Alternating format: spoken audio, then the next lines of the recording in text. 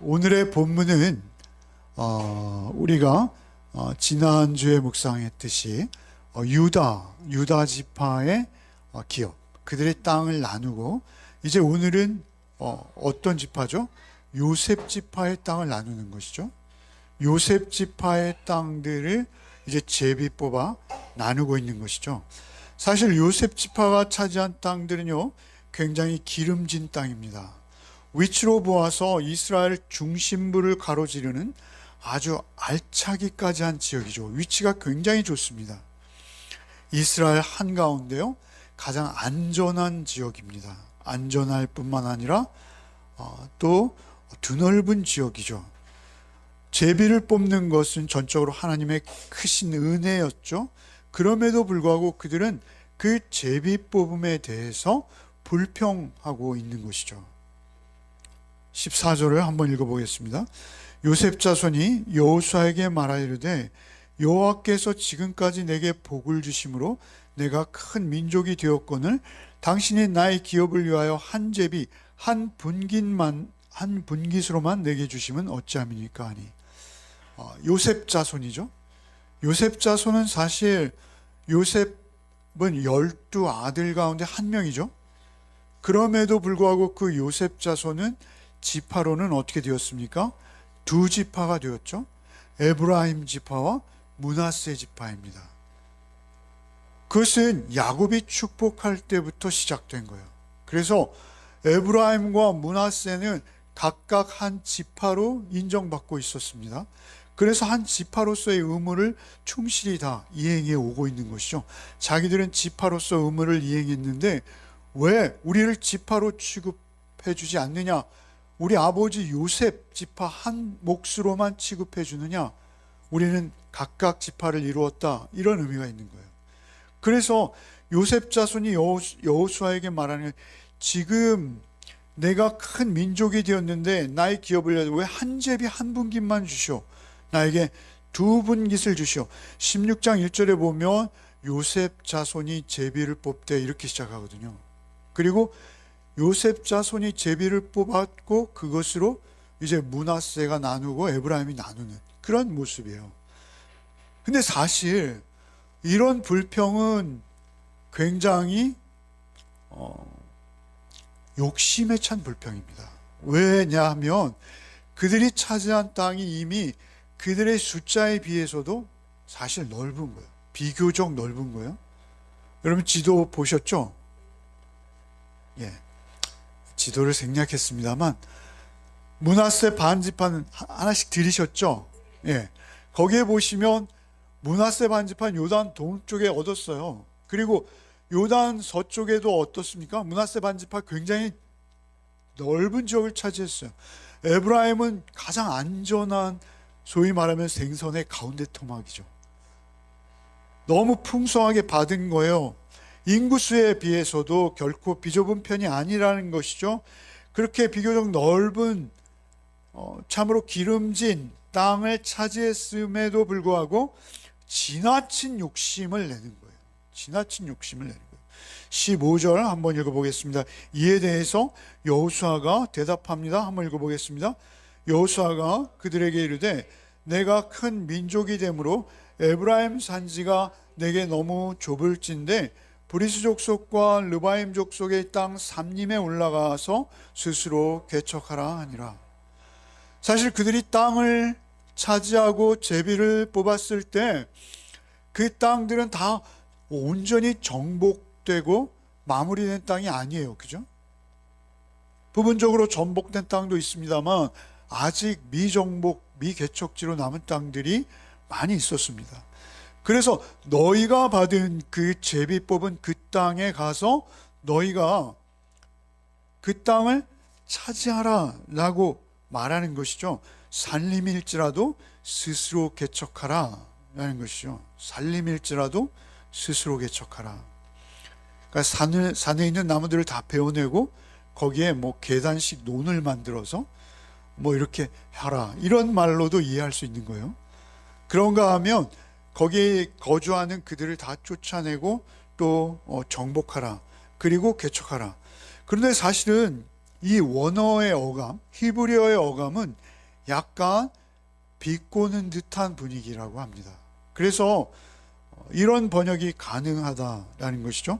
내가 정말 큰 민족이라면 많은 숫자와 많은 능력을 가지고 분깃을 그냥 얻으려고 불평만 하지 말고 너 스스로 올라가서 너 스스로 한번 개척해보지 그러니, 이런 의미라는 것이죠.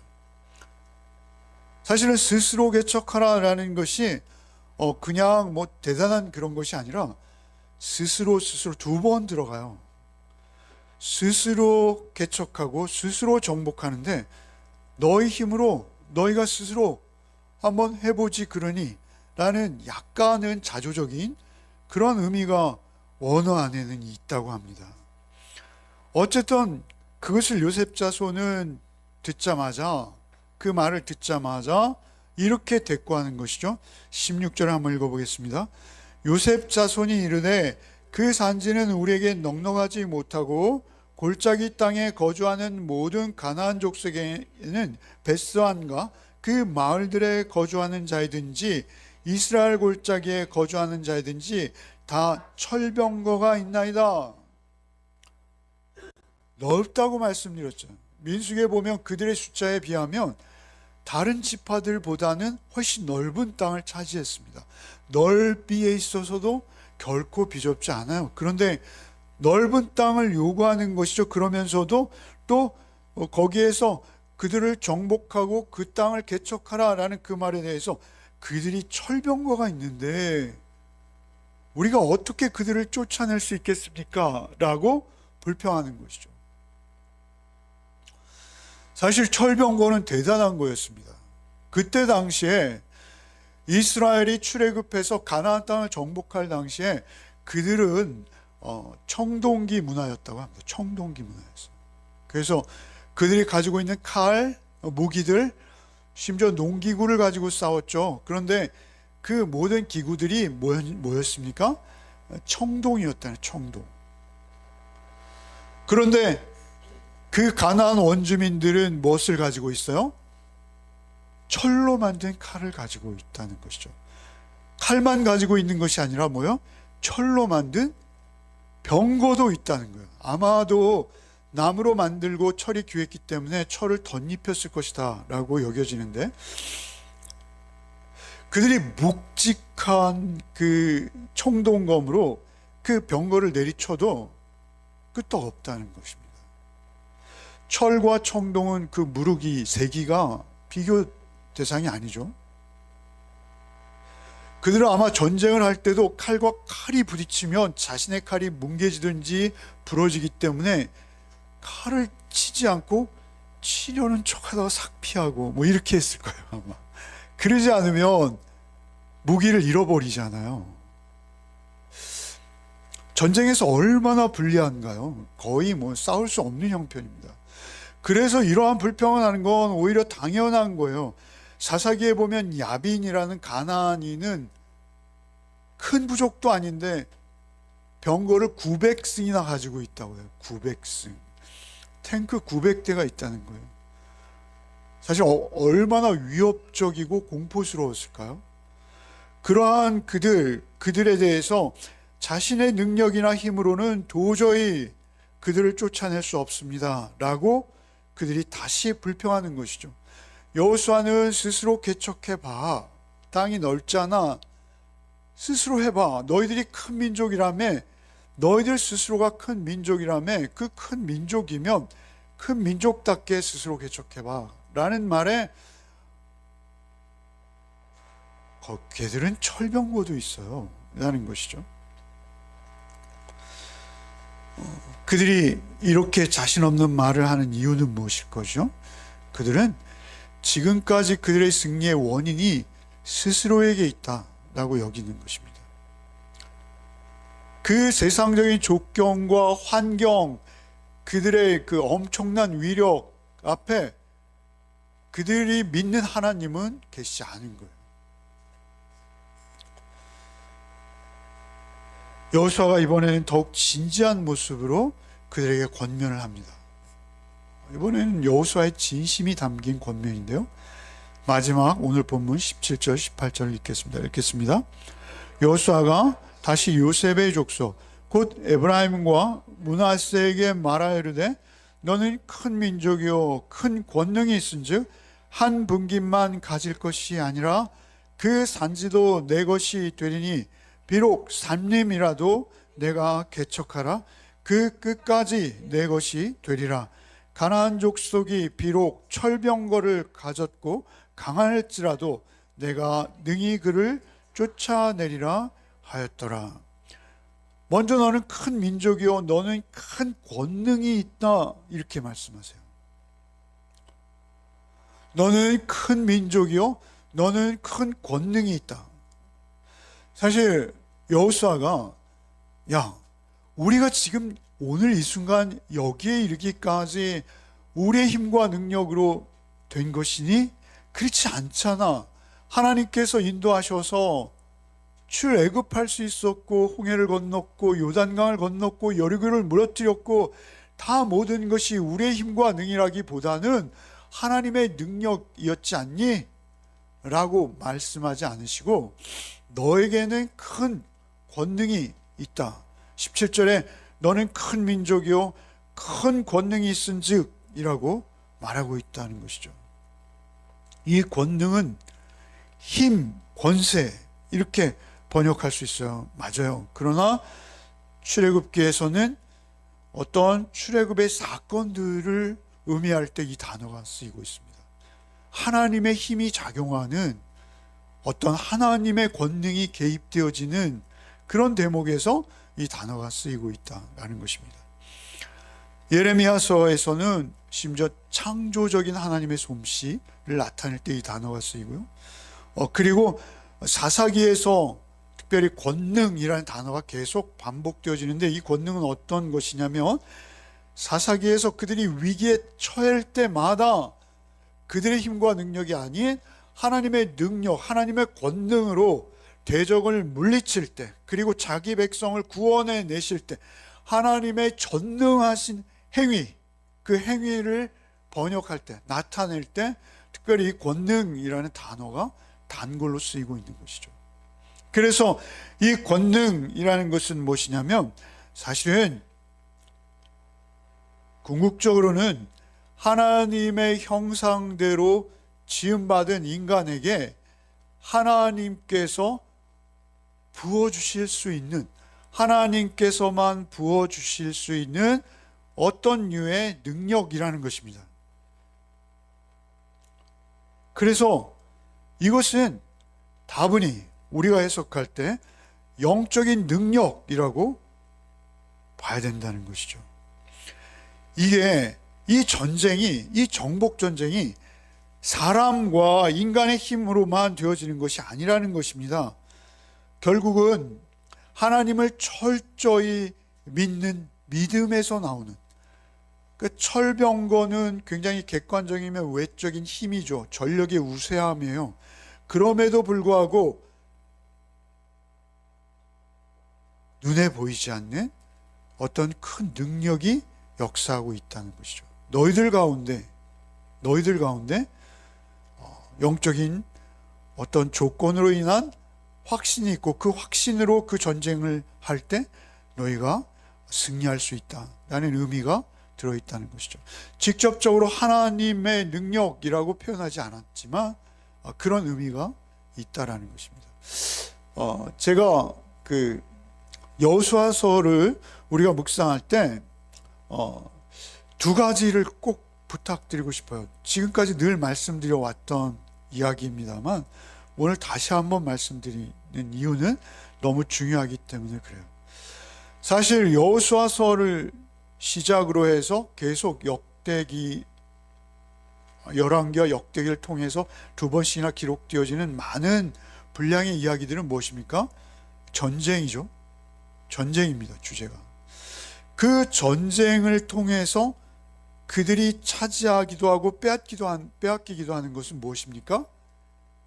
땅이죠. 땅입니다. 그래서 이 땅의 의미를 우리는 무엇으로 이해해야 한다라고 말씀드렸죠?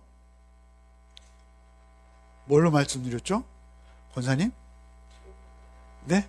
땅을 등기 권리증이 아니라 뭐라 그랬죠? 그리스도인의 삶이라고 그랬습니다. 그러니까 그 땅이라는 것은 그리스도인의 삶이라는 거예요. 그리스도인이라는 정체성, 자의식을 가지고 나는 그리스도인이에요 라고 고백하면서 그 고백만이 아니라 그 고백을 내 삶 속에서 반영해 낼 수 있는 능력, 그것이 우리에게 있을 때 그 삶의 자리, 그 삶의 공간이 땅이라는 거예요. 땅이라면 등기권리증, 그리고 귀가 번쩍 뜨일 수 있지만 그것이 아니라, 등기권리증이 아니라 눈에 보이지 않고 무형적이에요. 철병거는 눈에 보이잖아요. 그러나 이토록 수많은 전쟁의 이야기들을 하나님께서 우리에게 교훈하실 때 그 전쟁의 땅이라 가나안 땅, 그 가나안 땅, 하나님의 약속하신 그 축복의 땅, 그 땅은 우리에게 어떤 의미라는 것이죠?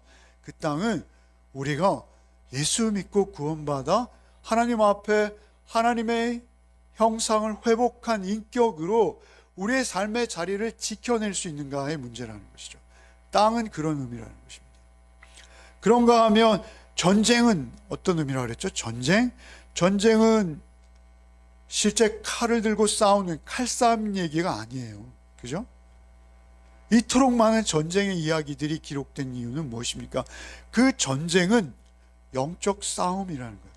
우리가 그리스도인의 정체성을 가지고 그 땅에서 그리스도인다운 삶을 바르게 제대로 살아낼 수 있기 위해서는 그 땅을 빼앗는 과정에서, 그 삶을 살아내는 과정에서 우리에게 수많은 전쟁들이 우리 앞에 놓여 있다는 것입니다.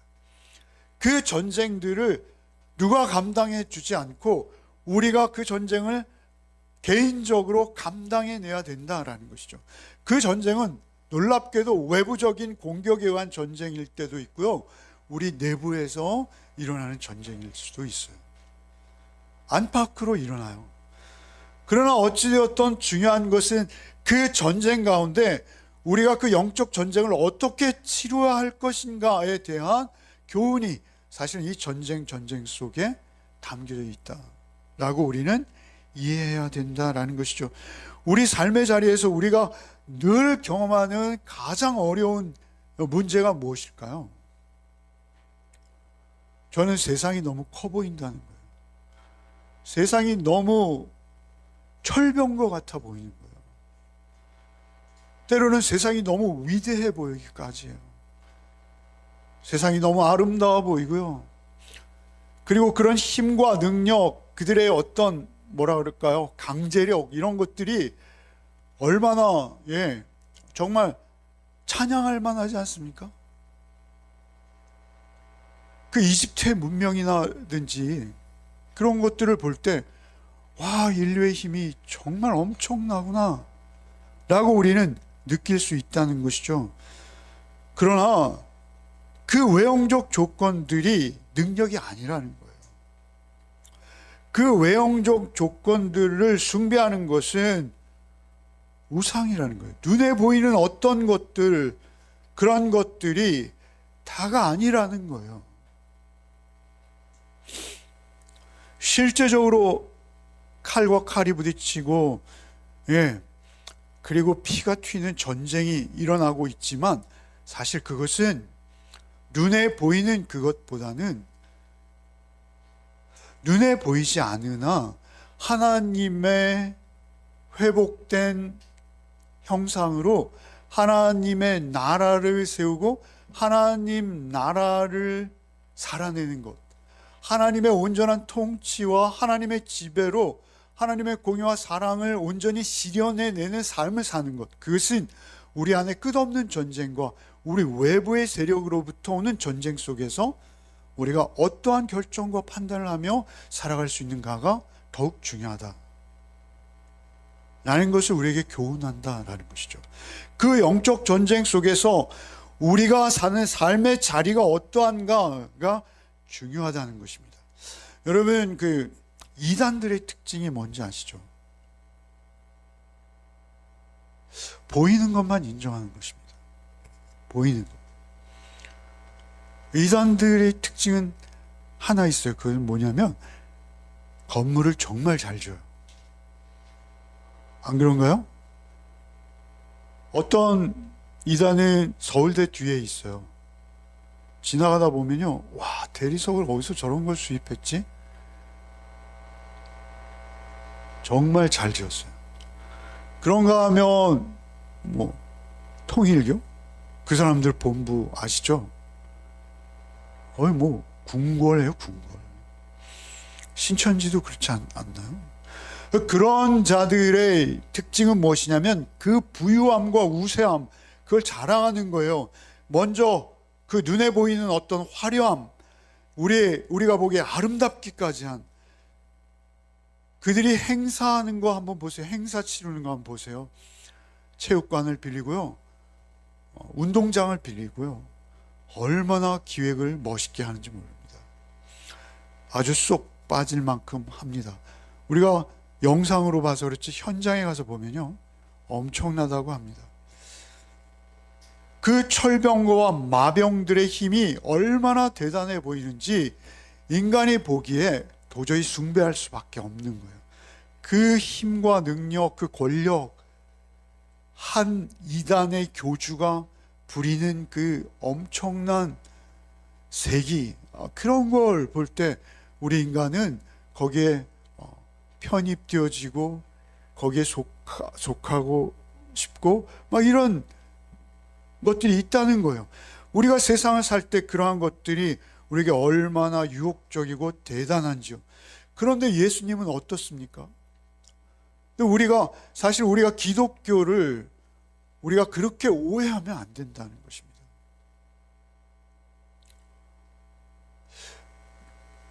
우리가 개척해야 될 산지, 우리가 개척해야 될 땅, 우리가 살아가야 될 삶의 자리는 어떤 자리입니까? 예수께서 우리에게 승리하시고 그 승리로 거두어 주신 지역이에요, 영역이에요. 근데 그 예수는 어떤 모습이세요? 그 예수님은 이 땅에 오셨을 때 어떠셨나요? 예수님은 그런 화려한 건물 배경이 있으신가요? 아니면 예수님이 그런 학력이 예수님은 그 당시에 내노라는 랍비들이 얼마나 많았겠어요. 그러나 그런 랍비들을 따르던 그런 분이 아니잖아요. 그런 교육 과정을 거치신 분이 아니세요. 예수님은 어떤 분이세요? 그냥 목수의 아들입니다. 노동자의 아들이세요. 너무나 가난했고 척박했고 소외된 환경으로 일부러 택하셔서 오셨습니다. 그리고 그분의 생애와 삶을 보십시오. 흠모할 만한 것이 없습니다. 계시록에 등장하는 예수님의 모습은 어떠십니까? 피 흘린 어린 양이에요. 하나님의 보좌 우편에 서신 예수님의 모습은 아주 우리 인간적인 눈이나 인간적인 평판이나 시야로 볼 때 예수님께서는 아무것도 갖지 않으셨어요. 아무것도 없으셨어요. 그러나 예수님의 생애를 들여다보세요. 예수님의 삶을 들여다보세요. 예수님의 삶을 들여다보면 그분의 공의로우심은 우리 인간의 경지를 뛰어넘는 것입니다. 그분의 공의로우심은, 그 공평함이 오히려 자신을 낮추시되 죽기까지, 십자가의 그 침뱉음과 모욕으로 죽임을 당하시기까지 낮아지시는 모습이 예수님의 모습입니다. 근데 우리는 그 예수님에게 충성한다 하면서 우리는 엉뚱한 방향을 추구하고 있을 수 있다는 것이죠. 예수님은 가장 순전하시며 온전한 하나님의 나라를 살아내신 것입니다. 예수님이 살아가신 그 생애 자체가, 그 삶의 자리가 그 누구도 흉내내거나 따라할 수 없을 만큼 의로우셨고, 그분의 사랑은 우리가 흉내낼 수 없을 만하지 않습니까? 어느 누가 그러한 사랑을 자신의 생애 속에 실현시킬 수 있습니까? 실천할 수 있습니까? 예수님은 완전한 의이시오 완전한 사랑이셨습니다. 그러면서도 예수님은 이 땅에서 생애를 사시는 동안 얼마나 평안하셨는지요. 그분의 삶 하나하나가 온전한 하나님의 통치와 다스림이 실현되어지는 삶으로 살아내셨다라는 것이죠. 하나님의 온전한 공의와 정의가, 그리고 그 완전한 사랑이 지배하는 그 지배의 원리를 따라 그 삶들을 다 살아내신 것이다라는 것이죠. 사실 오늘 이 본문을 통해서 우리가 교훈받을 수 있는 것은 우리도 개척하라는 것입니다. 개척은 정말 쉽지 않은 것 같습니다. 저를 보면 아시죠? 개척은 쉽지 않습니다. 그러나 행복합니다. 즐겁습니다. 하나님의 영역, 하나님의 교훈, 하나님의 온전하신 가르침, 그 가르침을 쫓아서 그 진리의 말씀이 과연 그러한가 날마다 우리가 궁금해하며 그 말씀의 진리 앞에 더 바르게 서기 위한 몸부림을 계속하는 삶은 세상적으로 그 수치적 또는 어떤 수량적, 물량적 그러한 기준으로 볼 때 초라하고 나약해 보일 수 있습니다. 그럼에도 불구하고 그 내면적 삶은 개척자의 삶이 될 수 있다는 것입니다. 개척한 삶. 내가 보지 못했던 영역, 내가 살아내지 못했던 그 영역들을 하나하나 정복해 가는 것이죠. 누구의 힘으로요? 내 힘이 아닙니다. 내 힘이 아닙니다. 그것은 오직 내 안에 거하시는 예수 그리스도, 예수께서 그 개척이 가능하도록 우리를 인도하신다는 것이죠. 그 약속을 믿고 적극적으로 참여하고 그 믿음으로 도전하는 하나님의 인격과 성품을 쫓아 살기 위한 그 삶의 영역들이 점점 넓혀져 갈 수 있다는 것입니다. 더 깊어져 갈 수 있고 더 성숙해져 갈 수 있고, 비록 미미하고 눈에 보이지는 않으나 그 삶들을 우리가 열어가는 것입니다. 분명히 우리의 노력이 아니라 하나님께 베푸신 은혜로, 그 대속의 은혜로, 그 무한하신 사랑을 믿는 믿음으로 우리에게 주신 것들을 쫓아서 나가는 것입니다. 저는 이 본문을 묵상하면서 항상 성경 안에서 예화를 찾으려고 노력하는데 가장 먼저 떠오른 한 사람은 아브라함이었습니다. 아브라함의 생애를 한번 보십시오. 하나님께서 아브라함을 우리에게 믿음의 조상이라고 하시죠. 근데 아브라함의 생애를 한번 현실적으로 세상적인 안목으로 보세요. 초라합니다. 사실 그렇게 화려하진 않습니다. 물론 그냥 넉넉한 삶을 사셨죠. 그럼에도 불구하고 하늘의 별과 같고 땅의 모래와 같이 그 후손을 허락하셨는데, 아브라함이 숨질 때 그에게 남은 것은 사라에게 난 이삭 한 명이었습니다. 한 명. 네가 이거 둘러봐, 동으로 봐, 서로 봐. 네가 보는 이 모든 가나안 땅을 내가 너에게 준다. 땅과 자손을 약속하셨어요. 그런데 그 땅은 고사하고 그 안에도 장사 지낼 땅이 없어서 정말 바가지를 쓰고 비싼 값을 치르고 굴 하나 산 거예요. 굴에 딸려있는 조그만 밭, 막벨라 굴. 그가 남긴 땅은 아무 쓸모 없어 보이는 막벨라 굴 하나, 그리고 이삭 한 명이었습니다. 그런데 오늘날 어떻습니까? 우리도 아브라함을 향해 우리의 조상이십니다, 이렇게 고백하고 있지 않습니까? 그래서 뭐죠? 이 싸움은 믿음 안에서 발휘되어지는 순종의 싸움이라는 것입니다.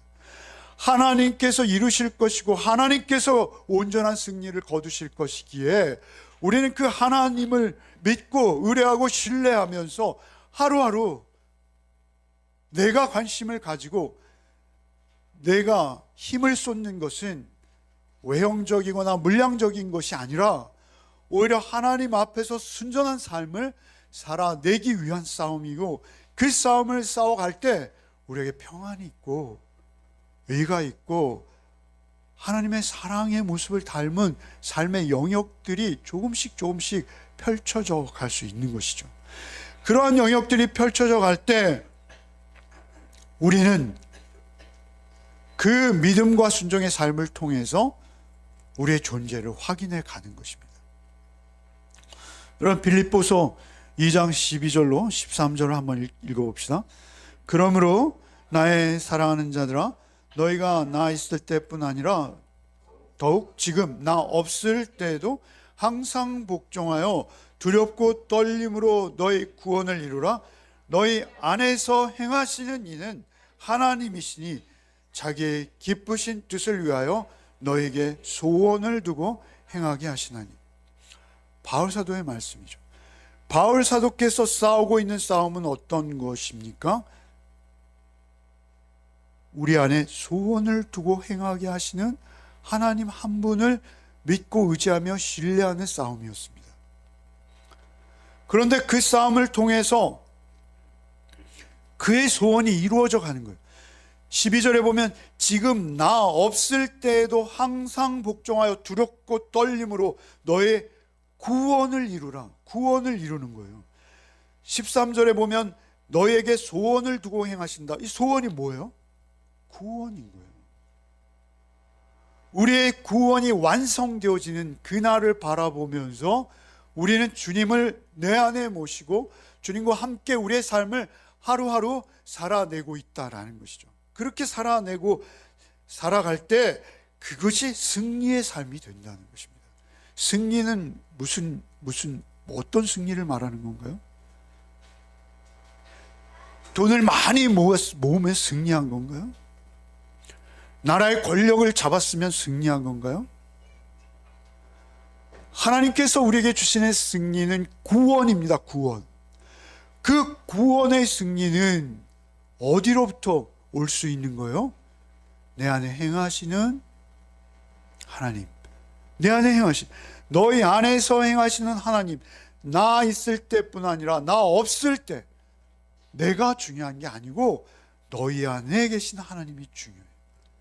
내가 있을 때 너희 잘하는 것 같더라? 너희가 교회 안에서는 잘하는 것 같더라?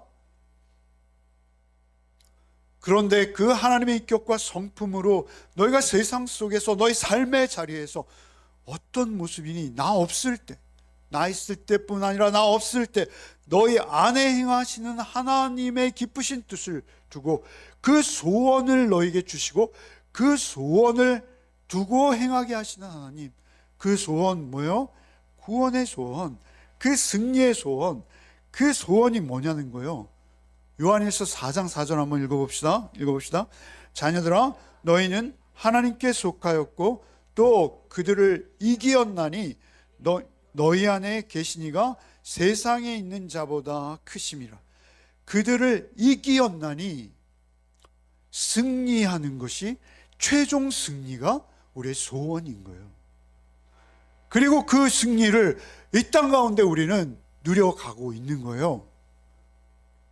누구의 도움이 아니라, 누구의 권유가 아니라, 누구의 자랑이 아니라 내 안에 함께 하시는 하나님 한 분으로 인해서 만족하고 기뻐하고 평안하고 그러면서 그 소원을 이루어가는 거예요. 그 승리의 요인은 뭐라는 거예요? 우리 안에 계시니. 그분은 어떤 분이에요? 세상에 있는 어떠한 자보다 크십니다. 하나님이 세상에 있는 어떠한 자보다 크십니다. 하나님은 트럼프보다 크십니다.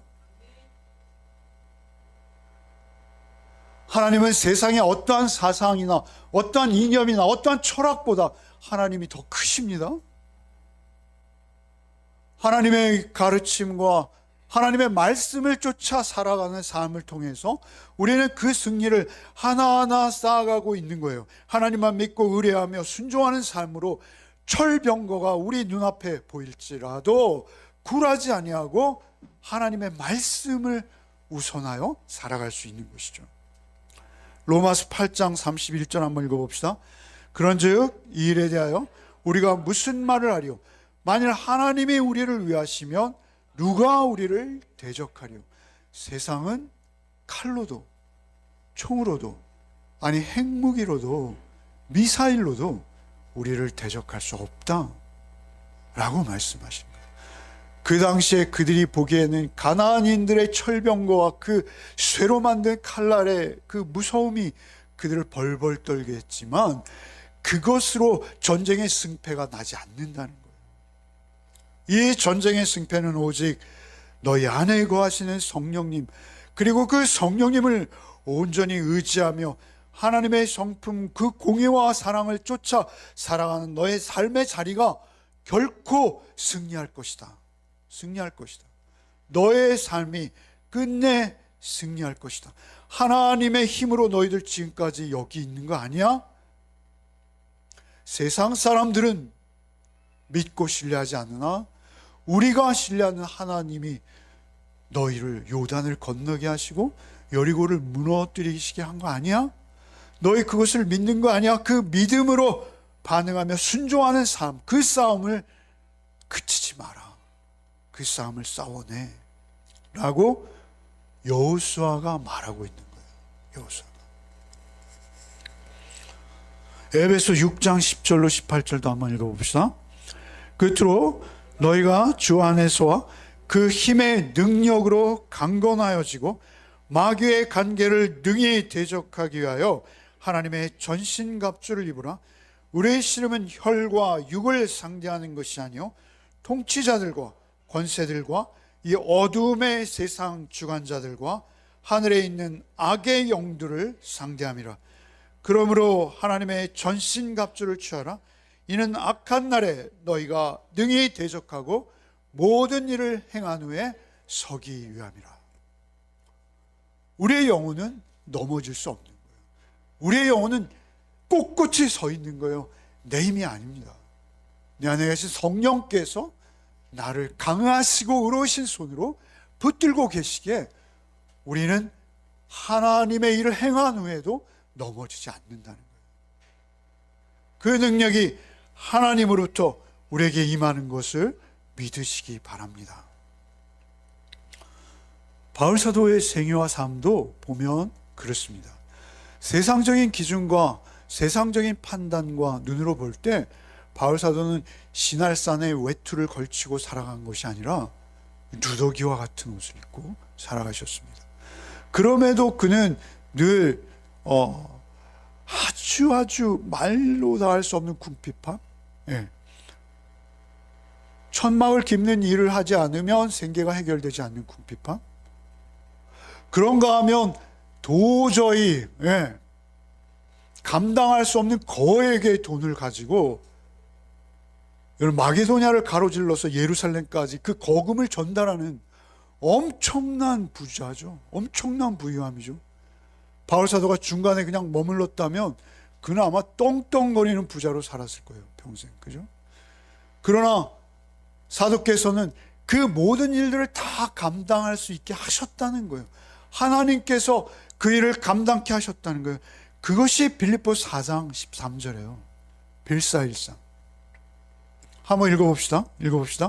내게 능력 주신 자 안에서 내가 모든 것을 할 수 있느니라. 내게 능력 주시는 자 안에서 내가 모든 것을 할 수 있느니라. 여러분, 그 가난에도 그 풍요함에도 하나님을 놓치지 않을 수 있습니까? 그거는 내게 능력 주시는 자 안에 있을 때 가능해지는 줄 믿습니다. 그것은 내 힘으로는 안 되는 거예요. 내게 능력 주시는 자 안에서 복음의 능력으로 우리는 넉넉히 감당할 수 있고, 그 죽음의 권세로, 그 죄의 유혹으로 우리를 넘어뜨리라는 사단의 세력 앞에 우리 영적으로 무장한 군사로서 그 전쟁을 넉넉히 승리로 이끌게 하신다라는 것을 믿으시기 바랍니다. 주님께서 그렇게 권고하시는 거예요. 여러분, 요한복음 16장 33절 한번 읽어봅시다. 이것을 너에게 이르는 것은 너희로 내 안에서 평안을 누리게 하려 함이라. 세상에서는 너희가 환난을 당하나 담대하라. 내가 세상을 이겼노라. 너희가 세상에 환난을 당하나 담대하라. 내가 세상을 이겼노라. 세상은 어둠입니다. 세상은 사단, 마귀, 공중권세 잡은 자들이 호령하는 곳일 수 있습니다. 그러나 그곳에서도 우리가 강할 수 있는 것, 담대할 수 있는 것, 그것은 무엇입니까? 내 안에 하나님의 말씀이 나와 동행하고 있기 때문에 그렇습니다. 그 말씀이 나를 붙들고 계시기 때문에 우리는 넉넉히 감당할 수 있다라는 것입니다. 여호수아가 요셉 지파에게 능히 할 수 있다라고 말하지 않습니까? 너에겐 너는 족속이라 하지 않았니? 너에게 큰 능력이 있다라고 스스로 말하지 않았니? 그 능력이 너가 개척할 수 있도록 은혜를 베풀어 주실 거야. 이렇게 말씀하고 있는 것이죠. 여호수아의 이름은 누구라고 그랬어요? 예수라고 그랬습니다. 오늘날 우리에게 예수께서 우리 안에 거하시고 우리를 인도하고 계시는 것을 믿으시기 바랍니다. 그리고 한 주간의 삶 속에서도 오직 그 주님을 능력 삼어 이기는 삶을 살아내시기 바랍니다. 말씀을 정리하겠습니다. 하나님의 약속은 이미 우리에게 주어졌어요. 하나님의 약속은, 우리의 구원은 이미 하나님의 말씀 속에 우리에게 임했어요. 가나안 땅은 우리에게 약속된 땅이에요. 그 땅은 그냥 이미 주신 거예요. 그 땅을 차지하고 그 땅을 하나님께서 통치하시는 하나님의 온전한 나라로 세워가는 것, 우리의 삶을 그렇게 세워가는 것, 그것은 내 힘으로 하는 게 아닙니다. 그 주어진 삶의 영역 속에서 내가 전투해야 되는 거예요. 전쟁해야 되는 거예요. 그 전쟁의 승패 요인은 딱 하나입니다. 무엇입니까? 믿음입니다. 믿음. 아브라함이 가졌던 그 믿음, 그 믿음에 기초한 순종입니다. 그 순종의 삶을 살아낼 때 더 이상 현실적인 장애물들, 그 철병과 같은 것들, 그것은 더 이상 우리의 대적이 될 수 없다라고 분명히 말씀하십니다. 복음 안에서 더 큰 도전과 사명을 위해서 항상 개척 정신으로 살아가시기 바랍니다.